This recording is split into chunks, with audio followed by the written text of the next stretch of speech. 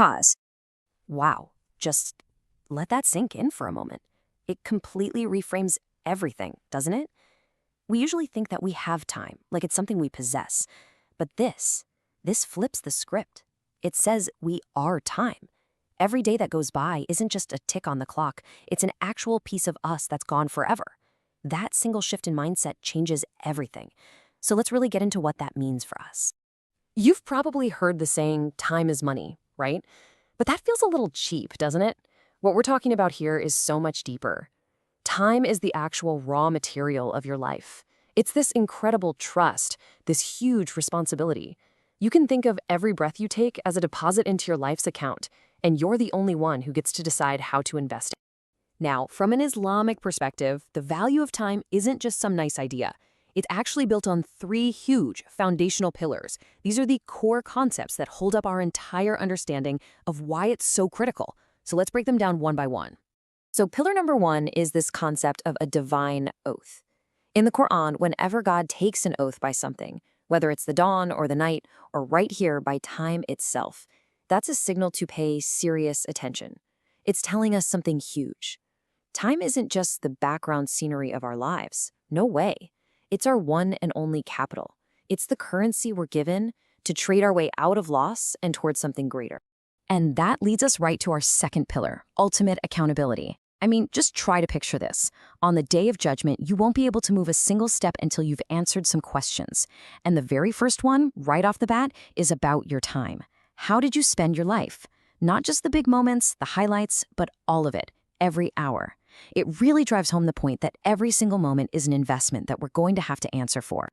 Okay, so if our time is this valuable, this absolutely essential, where on earth does it all go? I like to think of our life as a ship sailing to a destination. If that's the case, we've got to be on the lookout for leaks. So let's play detective for a minute and identify the main culprits that are sinking our ship. But hold on, before I just list the usual suspects, I want you to take a second. Just think about your day yesterday. Where did the hours actually slip away? If you can be really honest with yourself right here, well, that's the absolute first step to taking back control.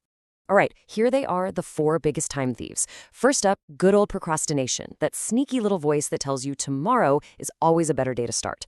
Next to it, the digital black hole. We all know this one, the endless scroll on social media where minutes just disappear.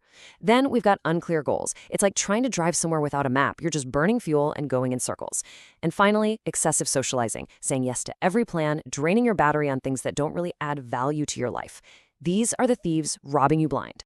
Okay, I know that might sound a little bleak, but don't worry. It is not all doom and gloom. We can absolutely fight back. This is the part where we get empowered. We're going to gear up with 3 super practical, really powerful tools that can help you, especially as a student, become the master of your own time. First up is the Eisenhower matrix. This thing is an absolute lifesaver for cutting through the noise. You sort everything you have to do into one of 4 boxes. So, top left. If something is urgent and important, like studying for an exam that's tomorrow, you do it right now. Then top right. If it's important but not urgent, like a big research paper, you plan it. You schedule time for it. The real secret is to live in those top 2 boxes as much as possible and learn to delegate or just completely eliminate the rest. Next in our toolkit is the 5-minute rule. It's so simple, it's brilliant. If a task pops into your head that you know will take less than 5 minutes to finish, like answering a quick email or tidying your desk, just do it immediately. Don't even let it hit your to-do list. This simple trick prevents all those little things from piling up and turning into one giant source of stress. And finally, we have the Pomodoro technique. This is a total game changer for long study sessions. You basically work in short, intense bursts. You set a timer for 25 minutes and give it your absolute full focus.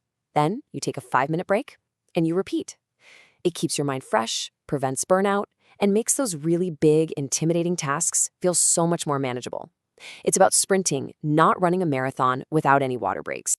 You know, there's actually a built-in masterclass for all these principles that happens every single year. We're talking about Ramadan. We often think of it as just a month of fasting and worship, which it is, of course, but it's also an intensive training camp in time management, discipline, and self-control. Just look at the contrast here. Most of the year, time can feel pretty flexible. But during Ramadan, a single minute at sunset can be the difference between fasting and not. That level of precision completely changes your relationship with time. You're constantly checking in with yourself. And this whole experience transforms how you see the morning. Those early hours that are so often wasted become sacred, golden, productive time. And that brings us to this beautiful concept, the Barakah of Bakur, which means the blessing in the early hours. Barakah is this idea of divinely blessed productivity, where you feel like you can get more done with less effort. Ramadan teaches us to wake up before dawn and really harness that quiet, focused time. And that's a powerful lesson we can apply all year round to get a huge head start on our most important work. So, let's bring it all together. We've seen how valuable time is.